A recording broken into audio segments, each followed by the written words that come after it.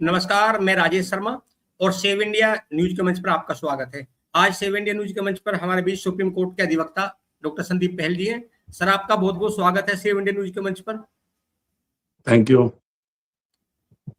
साथियों, आज हम लोग बात करेंगे मेरठ शहर की, क्रांति धरा की। मेरठ म्यूनिसिपैलिटी है, महानगर है, और महानगर के लगातार डेवलपमेंट के बहुत दावे होते हैं। यहाँ प्रशासनिक अधिकारी अलग बात करते हैं, पॉलिटिकल लोग अलग बात करते हैं, नेता मंत्री आते हैं वो अलग बात करते हैं। लेकिन आज डेवलपमेंट के नाम पे जो शहर की स्थिति है, जिस तरह शहर में जाते ही पूरे धूल के गुब्बार हैं, लोग लगातार पीड़ित हैं। उन लोगों की क्या गलती है जो सड़कों के किनारे जिनका मकान है, दिन भर धूल के अंबार में होते हैं।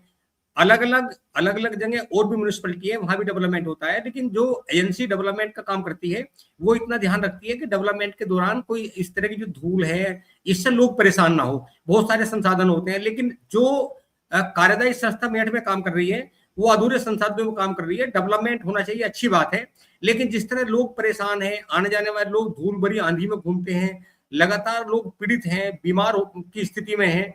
तो आज हम बात करेंगे डॉक्टर संदीप पहल जी से। आप लगातार शहर के मुद्दों पर सवाल भी खड़े करते हैं, और चूंकि मेरठ में सीएम ग्रिड के डेवलपमेंट के काम चल रहे हैं, जो एक आदेश जारी हुआ था कि बरसात से पहले तमाम नाली, सड़कें, डिवाइडर सब तैयार कर दी जाएंगे, लेकिन अगर वास्तव में आज शहर की हम बात करें, शहर के देख के, तो नाले हो, डिवाइडर हो, सड़कें हो, सब इनकम्प्लीट है। दूसरी ओर मौसम की वार्निंग है कि अगले 6 से 7 दिन बाद यहाँ बरसात का मौसम आने वाला है, और ऐसा लगता है कि जिस तरह अधूरे काम पड़े हैं, नाले हटे पड़े हैं, तो ये शहर पानी में जलमग्न होगा। तो हम लोग बात करते हैं डॉक्टर संदीप पहल जी से। सर, मेरठ में सीएम ग्रिड के काम हो रहे हैं, तो क्या आपको लगता था कि मेरठ में सीएम ग्रिड के योजना के अंतर्गत काम हो रहे हैं, क्या मेरठ को आवश्यकता थी कि इस तरह के काम किए जाए, डेवलपमेंट किया जाए? पहले मैं राजेश जी आपको बता दूं, सीएम ग्रिड के काम शुरू करने से पहले जो जिला प्रशासन है उसके अंदर जो उसके भाग हैं, चाहे नगर निगम है, एमडीए है, पुलिस है, जो भी है, इन सब को मिलकर योजनाबद्ध तरीके से सारे अतिक्रमण हटाने थे। उसके बाद सीएम ग्रिड के काम को शुरू करना था। वो अलग बात है कि सीएम ग्रिड में जो काम हो रहे हैं उनकी मेरठ को आवश्यकता नहीं थी, लेकिन ये काम जो हो रहे हैं ये सब कमीशन खोरी, रिश्वतखोरी के लिए हो रहे हैं, और ये शहर को नर्क बना देगा जो ये सीएम ग्रिड के नाम पर यहाँ पर डेवलपमेंट हो रहा है। एक चीज मैं बता दूं, मैंने मेरठ में रहने वाले सभी विधायक, लगभग सांसद, उसमें बागपत के सांसद भी, और सारे प्रशासनिक अधिकारी को, माननीय मुख्यमंत्री को, सभी संबंधित को पत्र लिखे 2 बार, और उसमें मैंने स्पष्ट किया कि जो भी यहां पर जितना सबसे अधिक पढ़ा लिखा इंजीनियर हो या योजना बनाने में हो, डेवलपमेंट की योजना बनाने में व्यक्ति हो, वो मुझे समझा दे, जिससे कि समाज समझ सके कि इन कार्यों की जरूरत थी, और ये कार्य जो सीएम ग्रिड के हो रहे हैं क्या ये सच में मानकों के अनुसार हो रहे हैं, क्या सिर्फ लूट के लिए हो रहे हैं। उसके अंदर मैंने ये और गारंटी दी थी कि अगर किसी ने भी ये सिद्ध कर दिया कि ये काम सही हो रहे हैं, मानक अनुरूप हो रहे हैं, इनकी जरूरत थी, तो मैं शहर छोड़कर अपने गांव चला जाऊंगा। वो पत्र मेरे पास सुरक्षित है, मैं स्पीड पोस्ट की रसीद की।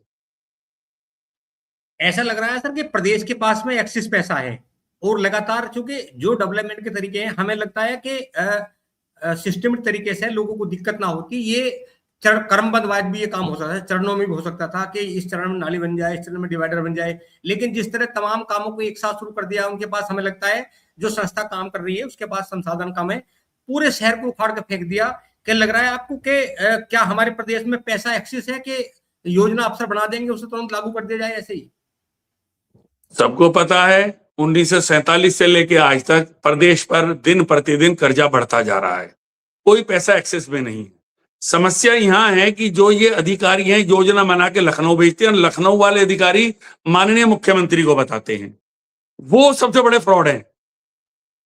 वो क्या करते हैं, अपनी कमीशनबाजी के लिए सारी योजना बनाकर वहां तक पहुंचाते हैं और बताते हैं कि साहब आपका नाम होगा, ये बहुत बढ़िया, बहुत अच्छा हो जाएगा, जनता इससे खुश हो जाएगी।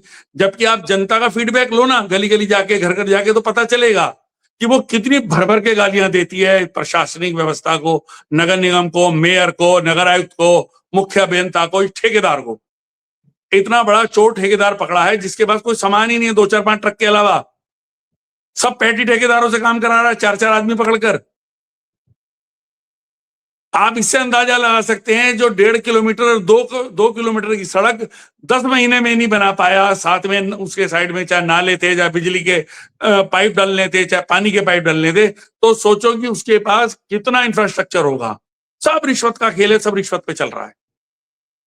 नहीं, अगर इस कंपनी को काम देना था तो जो स्थानीय अधिकारी है उन्हें ये भी कम से कम क्राइटेरिया तय करना था कि भाई बरसात का मौसम आने वाला है, 4 महीने बाद, 5 महीने बाद ये भी काम मिला, कि क्या आप तब तक काम कर लोगे? और हमें लगता है कि जब काम इन्होंने लिया होगा तो उस समय तमाम क्राइटेरिया भी पे भी इन्होंने साइन किए होंगे, ये भी कमिटमेंट किया होगा कि हम इस समय तक ये काम निपटा देंगे।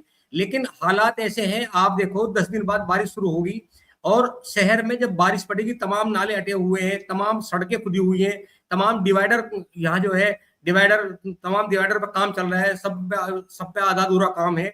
बारिश के मौसम में क्या हाल होगा शहर का, इसको और इसका जिम्मेदार कौन होगा?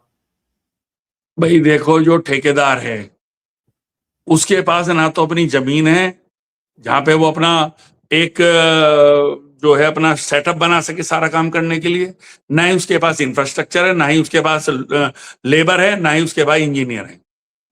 और साथ में आपको बता दूं, उदाहरण के लिए, पुलिस लाइन में रिश्वत देकर एक ठेकेदार ने सारा सामान अंदर रख लिया था और पुलिस लाइन की बिजली फूंक रहा था, जो वहां के सभासदों ने हंगामा करके बाहर निकाला। अब वो सड़क किनारे कर रहा है। क्या सड़क किनारे कोई ठेकेदार अपना सामान रख के इस तरीके से अपने कमरे रखकर, लोहे के बड़े बड़े जो पुराने ये एक्सपोर्ट के डब्बे से होते हैं, क्या इनके अंदर से वो ऐसे काम कर सकता है? लेकिन नहीं, क्योंकि उसके पास रिश्वत है, उसके पास पैसा है मुंह में भरने के लिए, और जनता बिचारी है। सभासद को अगली बार टिकट चाहिए, किसी के साथ कोई दिक्कत है, किसी के साथ दिक्कत नहीं है, तो उसकी सुन कौन रहा है? आप अभी कोई पत्र लिखो, कोई आरटीआई लिखो, कहीं से आपको कोई जवाब नहीं मिलेगा। तो मैं आपको बता दूं, ठेकेदार इस गैंग का हिस्सा है, ये लूटमार गैंग जो है। और माननीय मुख्यमंत्री जी को सिर्फ इतना बता दिया गया है कि सीएम के नाम से काम हो रहा है। उनको इस बारे में सच्चाई बताई ही नहीं गई है। तो इसलिए मैं आपको बता दूं, नर्क बनना तय है इस शहर का। आप देखिए सर, क्या आपको लगता है कि जिस तरह आरसीसी के नाले बनाए जा रहे हैं, जो पुराने नाले हैं उन्हें तोड़ दिया जा रहा है, ऐसा तो नहीं है कि जो अब से पहले डेवलपमेंट हुआ, जो नाले बने वो नाले चौड़े नहीं होंगे, नालों की सफाई नहीं होगी, नाले तो वो भी चौड़े होंगे, लेकिन अब दोबारा से सब आरसीसी के बनाए जा रहे हैं। आरसीसी के पहले भी थे, क्या जरूरत थी इनकी कि एकदम इतना एक्स्ट्रा पैसा लगा दिया जाए शहर में? और हमें लगता है कि जब बरसात का मौसम होगा, बरसात के मौसम में फिर ये कंपनी ये कहेगी, नगर निगम के अधिकारी ये कहेंगे कि पानी का भाव आया और इतना सब ये जो जो जो काम अभी तक हुआ था वो सब बह के बारिश में चला गया। इसका जिम्मेदार कौन होगा? आज की तारीख, आज का दिन, आपका चैनल, जो लोग सुन रहे हो वो भी, इन सबको सेव कर लें। जो मैं बोल रहा हूं, ऐसे समझो कि मैं भविष्यवाणी कर रहा हूं। शहर डूबेगा ही डूबेगा, जितना भी आबू नाले पर निर्धारित जिनका जीवन है। जो नालियां थी वो 30-40 साल से ठीक काम कर रही थी, सिर्फ अतिक्रमण हटना था, उनको ठीक करना था, सड़कों को उखाड़कर सिर्फ थोड़ा नीचे करना था, सारी व्यवस्थाएं जो की तू ठीक हो जाती। लेकिन उसमें कमीशन कम होता, क्योंकि अगर आज 100 करोड़ में काम हो रहा है तो वो मुश्किल से मुश्किल 10 करोड़ में हो जाता। लेकिन नहीं, हमें ऐसा नहीं करना था। और उससे भी ज्यादा दुखद विषय क्या है कि हमारे यहां पर अनपढ़ मेयर है, उसके गैंग के अंदर नगर आयुक्त है और मुख्य अभियंता है। ये रात को अंधेरे में निकलते हैं चोरों की तरह सर्वे करने ज्यादातर। और मैं आपको बता दूं, शहर के अंदर 3 सांसद रहते हैं, 5-7 विधायक हैं, 2-3 एमएलसी हैं। आप एक जने को बताओ कि जिसने इस शहर के लिए कोई अच्छा काम किया और अच्छी बात की हो। या तो व्यापार कर रहे हैं या लूटमार कर रहे हैं, तो कोई हरिजनों की जमीनें लिखवा रहा है, आप देख सकते हैं, कोई शिक्षा माफिया है। सारे के सारे लूटमार डिपो बन गए हैं। डिपो समझ रहे हैं ना, डिपो क्या होता है? ये सब लोग उस स्थिति में हैं। मेरी बात बुरी लगेगी, कड़वी लगेगी, उनके चेले चपाटों को गुस्सा भी आएगा, क्योंकि जो उनके पर निर्भर हैं। तो किसी के पास कोई योजना नहीं है, कोई कुछ नहीं है। मैं आपको सच बता रहा हूं, मेरे साथ अक्रॉस द टेबल बैठ जाओ और किसी भी मुद्दे पे कोई भी बात कर लो, जो अपने आप को ज्यादा समझदार समझता हो। मैं ज्यादा पढ़ा लिखा नहीं हूं, लेकिन समझदार उनसे ज्यादा हूं। तो सब जो सीएम ग्रिड के कोटे से जो 1-1.5 किलोमीटर की रोड बन रही है, वे रोड अभी तक कंप्लीट नहीं हुई। सब पे धूल टक रही है। हम देख रहे डिवाइडर से जब जब शहर में कोई भी शहर के बीच से गुजरता है, हवा चलती है तो धूल के गुब्बार पूरे उड़ते हैं। ये अभी तक अधूरी पड़ी है। इसकी मूल वजह क्या है? आप डिवाइडर जाना, किसी भी सड़क पर जाके देखना, तो आपको डिवाइडर सब नए डिजाइन के हैं, अलग अलग ऊंचाई, अलग अलग मोटाई, अलग अलग उसकी दीवारें। और कुछ तो ऐसे बना दिए हैं जो बननी तो थी बांग्लादेश और पाकिस्तान के बॉर्डर पर दीवारें, वो बना दी मेरठ शहर के अंदर। और ये यानी और बहुत सारे शहरों में ये गुंडागर्दी चल रही है। और मैं आपको बता दूं, वेस्टर्न कचहरी रोड पे मैं रहता हूं। मैंने कहा था नगर आयुक्त से भी और इस अपने यशस्वी मेयर से भी, हरिकांत आहूवालिया जी से, आप आइए घूमिए। और मैं आज फिर कहता हूं कमिश्नर साहब से भी, डीएम साहब से भी, कि आप एक बार कचहरी पुल से लेके आरजी कॉलेज तक पैदल चल के तो देखिए, जिस समय ट्रैफिक चलता है, तो आपको पता चलेगा कि यहाँ के लोग किस तरीके से दमा के मरीज हो गए हैं, रोज धूल खाते हैं, दिन में 3 बार नहाना पड़ता है, सारे घर में हर चीज पर धूल बैठी हुई है। 13 सितंबर 2025 को वेस्टर्न कचेरी रोड के इस डेवलपमेंट का जो है शिलान्यास हुआ था। अब आप लगा लो कितने महीने हो गए, 4 और 6, लगभग 9 से 10 महीने हो गए हैं। जो कंपनी 2 किलोमीटर सड़क नहीं बना पाई, पाइप नहीं डाल पाई, पानी का पाइप नहीं डाल पाई, नाली नहीं बना पाई, वो सोचो कैसा काम करिए। और एक इसमें अंदर मुख्य बात मैं आपको बताता हूं, ये ठेकेदार, नगर आयुक्त और मेयर रिश्वत लेकर अतिक्रमण को जो है एक तरीके से मान्यता दे रहे हैं। जहां पर ड्राइंग है इनकी, कुछ तो ड्राइंग गलत है, और जो है उस ड्राइंग के अनुसार भी काम नहीं हो रहा है, जो गलत ड्राइंग है उसके हिसाब से भी काम नहीं हो रहा है। अगर मेरी बात कोई झूठ सिद्ध कर देगा कि संदीप पहल जो बोल रहा है गलत बोल रहा है, झूठ बोल रहा है, ये साक्ष्य है, तो आप जो कहोगे वो मैं हारने को तैयार हूं। समाज का काम करना उसी दिन से बंद कर दूंगा, अपने घर चला जाऊंगा। मेरे पास खेती बाड़ी है, मेरे पास बहुत काम है, मेरे बुजुर्ग माँ बाप है, मैं उनकी सेवा कर लूंगा, समाज की सेवा छोड़। आप सब देखिए, आप ममाना रोड जाएं, आप किला रोड जाएं, आप यूनिवर्सिटी रोड जाएं, आप हापुड़ रोड जाएं, आप दिल्ली रोड जाएं, जिस रोड से भी दिन में जो भी गुजरता है, भयंकर धूल के अंबार लगते हैं। मेरठ में यहाँ अगर हम मेरठ बागपत सांसद की बात करें, वो भी मेरठ में रहते हैं। मेरठ हापुड़ की बात करें तो वो सांसद अरुण गोविल जी भी यहीं रहते हैं। यदा कदा जो और सांसद है वो भी यहाँ कभी कभी आ जाते हैं। राज्यसभा लक्ष्मीकांत वाजपेयी को भूल गए आप। राज्यसभा राजेश जी, सांसद वाजपेयी जी यहीं पे हैं। और आप देखिए, मेयर जब चुनाव होता है, जब चुनाव हुआ तो इतने बड़े बड़े दावे किए, पता नहीं शहर को, मेरठ शहर को कैसा शहर बनाने के दावे किए। दुनिया के जो हाईटेक शहर है उनमें गिनती कर दी कि हम ऐसा शहर बना देंगे, और आज कोई बोलने को तैयार नहीं है। कार्यदायी संस्था क्या कर रही है? कोई सवाल नहीं खड़े कर रहा। ज्यादा कदा जब आप देखते हैं, नाली टूटी पड़ी है, नालियों में पानी बह रहा है, लोगों के घरों में पानी नहीं है, नाली में बहता फिर रहा है। हाउस टैक्स के नाम पर लोग लगातार प्रदर्शन कर रहे हैं, कोई सुनवाई करने वाला नहीं है। तो क्या हो गया इस शहर को? कैसा ये दावे कहाँ चले गए सरकार के? क्या करेगी सरकार? क्या करें लोग शहर के? कहाँ जाए? देखो, सरकार और भगवान ये दोनों निराकार होते हैं, किसी को दिखाई नहीं देते, राजेश जी। और जो पागलपन एक रैपिड रेल के नाम पर यहाँ पर लोग अपना बखान कर रहे हैं, भाई रैपिड रेल चाहे वो मेरठ में आई हो, चाहे वो न्यूयॉर्क में बाहर की तरफ जाती हो, ये दिल्ली कैपिटल का वजन कम करने के लिए, लोड कम करने के लिए बाहर की तरफ बनाई जा रही है। वो हरियाणा की तरफ भी बन रही है, दोनों तीनों तरफ, और यूपी की तरफ भी बनी है, जिससे कि दिल्ली का आदमी 1 घंटे में बैठ के मेरठ पहुंच जाए और दिल्ली का लोड कम हो जाए।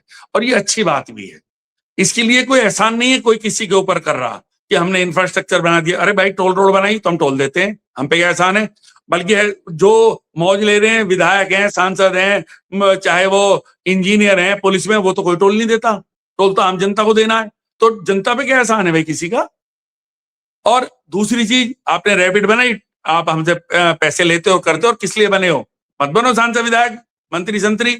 हम पे क्या एहसान है? जनता पे एहसान क्या दिखाते हैं ये कि हमने ये कर दिया, हमने वो कर दिया? तुमने अपने पिताजी के पैसे से कर दिया, अपने बाबा की एफडी तोड़वा के कर दिया। किससे कर दिया? तुमने काम करा, कमीशन भी तो खाया भाई। ये नर्क तो बनना है। किले रोड की बात हो रही है आजकल, महिमा मंडन हो रहा है। अरे 2 साल पहले बनी थी, वो टूट गई। अब फिर आपने उस पर, उस ठेकेदार की तो डंडा करा नहीं कि अबे तू इसे ठीक कर। एक नई सड़क और बनाने के लिए उसके ऊपर बता रहे हम ये कर देंगे, हम वो कर देंगे। अंग्रेजों के टाइम के पुल नहीं टूट रहे इनसे ढंग से, इनके बनाए हुए रुकते नहीं है, वो टूट जाते हैं। हो क्या रहा है? ये जनता तो डरी हुई है, डरपोक है, लालची है, खुदगर्ज है। मैं जानता हूं इसे पास से। और जो कलाकार हैं, हरामी हैं, वो इन्हें डराते हैं और अपना मौज काट रहे हैं। बरसात का मौसम आने वाला है। मौसम विभाग ने अलर्ट जारी कर दिया कि अगले 3 से 4 दिन बाद मानसून आ गया, मानसून सक्रिय है, बारिश पड़ेगी। ऐसी बारिश में क्या हाल होगा शहर का, इसका कौन जिम्मेदार होगा? इसका जिम्मेदार कोई नहीं होगा, जनता होगी जो घर में बैठी है। फिर घर में ही उसे बैठना पड़ेगा। उसके पास सिर्फ फोन करने के अलावा कोई काम नहीं होगा, इसे कर दूं, उसे कर दूं। कोई किसी नेता का चेला होगा तो उसे कर देगा। और फिर ये पानी अपने आप ही 1 दिन में 2 दिन में उतर जाएगा। जनता फिर खुश हो जाएगी। इस जनता के साथ जो हो रहा है वो जनता इसी लायक है। आपको जो लोकतंत्र है उसकी सबसे छोटी परिभाषा मैं आपको बता देता हूं। उसको जिनके समझ में आएगी वो समझ लेंगे, जिनके नहीं समझ में आएगी उनको जरूरत भी नहीं समझने की। लोकतंत्र की सबसे छोटी परिभाषा यह है कि आप जिस लायक हैं आपको वो मिल रहा है। समझ गए? जी। जो कलाकार हैं वो मौज काट रहे हैं क्योंकि वो उस लायक हैं। जो अपना घर बैठने के लायक हैं वो घर बैठे हैं। जो शिक्षा जगत में लूट कर रहे हैं वो वहां लूट कर रहे हैं। जो कच्ची कॉलोनी काट रहा है वो लूट कर रहा है। अलग अलग कैटेगरीज बन गई हैं और एक दूसरे को कहीं ना कहीं मंचों पे वही चोर उचक के दलाल माला पहना रहे हैं। देश से किसी का कोई मतलब नहीं है। ये शहर डूबेगा, ये आप मुझसे लिख लो। आज एक और भविष्यवाणी करता हूं, नाले को पाटने की बात कर रहे हैं आबू नाले को, जबकि 1982-83 में मना हो गया था। अरुण जैन जो पहला महापौर बना था व्यक्ति, जो इस दुनिया में नहीं है, उस टाइम पर भी इसके ऊपर रोक लगा दी गई थी और इस पे पेड़ लगाने थे। पेड़ कभी नहीं लगाए गए। इस पे कब्जे कराए गए नाले की ऊपर। और जिस दिन ये पाट देंगे तो वो हाल होगा जो दिल्ली के अंदर कॉमनवेल्थ गेम में नालों को पाटने का के कारण वहां के आसपास के मोहल्लों की घरों की दुर्दशा हुई है, वही दुर्दशा इसको पाटने पर होगी। ये लिख लो आप मेरी बात। समझ रहे हो आप मेरी बात? क्योंकि ना तो मैं जी। दलाल हूं ना मैं ठेकेदार हूं। जो पूरे महापौर का क्या काम है जब शहर इतना तबाह है? पूरा शहर इस समय घायल है, तमाम सड़कें टूटी हैं, तमाम डिवाइडर टूटे हैं, तमाम नाले फटे हुए हैं। तो महापौर का क्या काम, क्या कर रहे हैं महापौर? महापौर क्यों चुना है जनता ने? महापौर मेरठ को पेरिस बना रहे हैं, चंडीगढ़ बना रहे हैं। महापौर बहुत मेहनत कर रहे हैं। बहुत देर तक उन्हें अपने बाल संवारने में टाइम लगता है। हम तो बाल ही नहीं रखते इसलिए टाइम ही ना लगे। फिर सफेद टोपी लगानी पड़ती है, बाल हिले ना कहीं इधर उधर ना हो जाए। तो बड़ी दिक्कतें हैं भाई। राजेश जी, तुम तो तफरीबाजी में लगे हुए हो। तुम तो नहीं, मुझे मैं काट रहे हो, अपना चैनल चला दिया, सवाल कर दिए, दाग दिए किसी पे भी गोला। भाई ये महापौर जी द, यशस्वी महापौर हैं। इस देवतल्य जनता जो है, इन सबके जब तक ये गुल्ली नहीं ठोक देंगे और हाहाकार नहीं मचवा देंगे, जब तक नहीं होगा। क्योंकि चुनाव हिंदू मुस्लिम पर होगा। चुनाव इस पे नहीं होगा कि आपने कितना कमीशन खाया, कितनी जनता की ऐसी की तैसी मारी। बात को समझ रहे हो? जी जी जी। हाँ, तो अब जनता सवाल तो ये है, मूर्ख है, ऐसी रहेगी। जो कार्यदायी संस्था काम कर रही है, जिससे कॉन्ट्रैक्ट मिला है, ये कौन कौन कंपनी है? आपकी जानकारी में है कि कौन काम कर रहा है? ये सीएम ग्रिड के काम कौन कौन कर रहे हैं? कितनी कंपनियां हैं? भाई ये सब शायद ठेके मेरे ख्याल से लखनऊ वखनऊ से सेटिंगबाजी से मिले हैं। और सरदार जी है, ये क्या नाम है, जीत कंस्ट्रक्शन, एक और कहीं पे जीएस लिखा रहता है, कहीं पे कुछ लिखा, कहीं पे बोर्ड ही नहीं लगे हुए कि काम कितने दिन का है, कितने पैसे का है, जबकि अनिवार्यता है बोर्ड लगाने की। बताओ कहाँ बोर्ड लगा हुआ है, क्या समय है? आप कचहरी पुल पे आ जाओ, कब्जे करवा दिए। नगर निगम कहता है कि ये जमीन हमारी है, नाला जहां था वहां नाले की जगह 20 फुट बाहर बना दिया, सड़क पे नाला, पाइपलाइनें डाल दी, कचहरी के बाहर कब्जा करा दिया। और 10 जगह बता देता हूं जहां इन्होंने कब्जा कराया। और मजे की बात ये, जो आरसीसी की दीवारें बनती हैं, लेंटर डलता है, दुनिया में कोई ऐसी व्यवस्था नहीं बनी कि उनके जोड़ के अंदर से पानी नीचे ना आए। छत पर तो रोक सकते हो आप, लेकिन ये खड़ी दीवारों में जोड़ लगे हैं। पानी हर किसी के, जिसका सड़क किनारे घर है, मेरा घर है, उसके अंदर पानी नींवों में घुस ही रहा है और वो निरंतर घुसेगा और किसी ना किसी दिन घर हमारा बैठेगा ही। 3-3, 4-4, 2-2, 2.5 फुट घर नीचे कर दिए गए हैं। कोई देखने वाला नहीं है, कोई सुनने वाला नहीं है। आप चिट्ठियां लिखते रहो, कोई पूछने वाला नहीं है। आप IGRS पे डालो तो इतने हरामी हैं, लिख देंगे हाँ जी देख रहे हैं, कर रहे हैं, और इसे निक्षेपित कर दिया जाए। अरे जिसपे कार्रवाई नहीं हुई वो विषय निक्षेपित कैसे हो सकता है? किस जाहिल ने शब्द बनाया और किसने इसका उपयोग किया है? और क्यों ये लखनऊ में बैठे IGRS वाले लोग इन्हें निक्षेपित कर देते हैं? बड़ी तरीके से संगठित रूप से लूट चल रही है। जिस तरह के हालात शहर में बने हुए हैं, हमें लगता है कि अभी 3 से 4 दिन बाद, क्योंकि जिस तरह तमाम काम अधूरे हैं और बारिश पड़ेगी, तो बारिश में जरूरी ये तो तय है कि तमाम नालियां, सड़कें सब में जलभराव होगा, लोग परेशान होंगे। लेकिन जो जनप्रतिनिधि है, जनप्रतिनिधि क्यों नहीं पूछते कार्यदायी संस्था तक कि जो काम करना था आपका, जो जब बॉन्ड भरा था आपने कितने समय में काम को पूरा करने की बात कही थी और काम पूरा क्यों नहीं हो पा रहा? देखो, जो व्यापारी है उसे अपने व्यापार का डर है। जनप्रतिनिधि को बहुत सारे हैं, वो कमीशन से खुश हैं, वो जाहिल हैं, उन्हें पता ही नहीं फाइल किधर से पकड़ के पढ़नी है। नहीं समझे? उनको यही समझ में नहीं आएगा लेआउट प्लान क्या है, उन्हें यही पता नहीं समझ में आएगा ड्राइंग क्या है, ड्राइंग में कौन सी लाइन क्या समझा रही है, समझ में ही नहीं आएगा उन बेचारों को क्या पता। और सबके पास इतने मोटे मोटे टायर की गाड़ी है कि वो आराम से धुआं उड़ाती हुई चली जाएगी, पानी को भी धकेलती हुई। तो उनको क्या फर्क पड़ रहा है यार? उनकी गाड़ी तो धड़ाक से घुसेड़ देगी तुम्हारे रिक्शा में, ई रिक्शा में, मोटरसाइकिल, स्कूटर में पानी पूरा। उनके पीछे उनकी दूसरी गाड़ी होगी, एक आगे होगी जो काव काव काव काव कर रही होगी, उसमें 5, 7, 8 पुलिस वाले बैठे होंगे। आप इन्हें कुछ करा दो, तुम्हें धड़ाक से ठोक के थाने में बंद कर देंगे। तो भाई क्या करेंगे? लोग कब तक सहन करेंगे इस बात को? समय आएगा। फिर लोग कुछ बोलें चार, तो तुम पे धरना प्रदर्शन की अनुमति नहीं है, FIR कर दो इसके खिलाफ। उसे जैन जी बता दो, उसे कॉकरोच बता दो, उसे दीमक बता दो, इसे कह दो ये साला घुन है, ये समाज का विरोधी है, ये व्यवस्था का विरोधी है। जो सही बात करेगा, ईमानदारी की बात करेगा, कमीशनखोरी की बात करेगा कि मत करो भाई, गलत है, अपराध है, वो समाज विरोधी है, व्यवस्था विरोधी है। हम लोग बात कर रहे थे डॉक्टर संदीप पहल एडवोकेट जी से।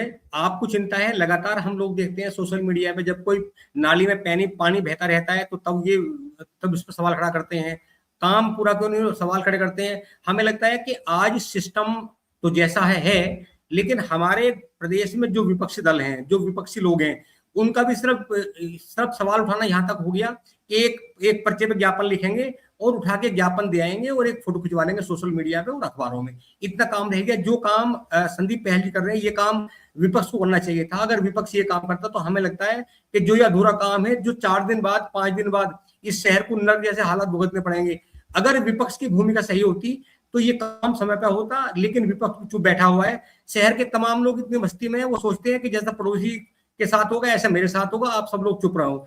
चंद लोग हैं जो शहर की समस्याओं पर सवाल उठाते हैं। उसमें एक सबसे बड़ा, एक सबसे अहम, जो मुख्य भूमिका निभाते हैं, लगातार सवाल करते हैं सिस्टम से भी, विभाग से भी, जनप्रतिनिधि से भी। लेकिन बहुत सारे लोगों को ये कहा जाता है, जब सिस्टम के खिलाफ बोलते हैं, जब सही बात बोलते हैं, कि कहीं ना कहीं ये त्रस्त है। तो हमें लगता है कि अब लोगों को खड़े होने की जरूरत है। और जो हालात होने वाले हैं, क्योंकि जिस तरह के हालात इस समय शहर में बने हुए हैं, कोई नहीं रोक सकता कि पहली बारिश से पता चल जाए कि शहर कितना डेवलप हुआ और शहर में कहां कहां जलभरा होगा। सर, आप जुड़े, आप लगातार शहर की समस्या उठाते हैं, आपको बहुत बहुत साधुवाद। आप 7 इंडियन न्यूज़ के साथ जुड़े और लगातार हम लोग शहर की समस्याओं को फोकस करेंगे, उन पर बातचीत करेंगे। और जो अधूरे काम पड़े हैं, जो बाउंड समय पर नहीं हो पाए, हम सवाल भी करेंगे, सिस्टम से भी करेंगे, उस कंपनी से भी करेंगे और जनप्रतिनिधि से भी करेंगे कि आखिर वो चुप क्यों है, उनकी चुप्पी के पीछे का राज क्या है। तो आप लगातार बन रही है हमारे साथ। मेरा तमाम साथियों से अनुरोध है कि आप अगर इन सब मुद्दों से सहमत हो तो आप चैनल को सब्सक्राइब कीजिए, वीडियो को शेयर कीजिए और कमेंट बॉक्स में जरूर लिखिए कि क्या ये जो नरकीय जीवन इस समय शहर के लोग भुगत रहे हैं, क्या ये भुगतना चाहिए? इसके लिए कौन जिम्मेदार है? और अगर कार्यदायी संस्था यहाँ काम कर रही है तो उन लोगों को क्या गलती है जिनके घर सड़क के दोनों ओर बने हुए हैं, लगातार धूल के गुब्बार उनके घरों में जाते हैं, लोग बीमार हो रहे हैं, उनकी क्या गलती है? तो सर आप जुड़े, आपको बहुत बहुत धन्यवाद सर। नमस्कार। नमस्कार। हाँ पिंटू बता।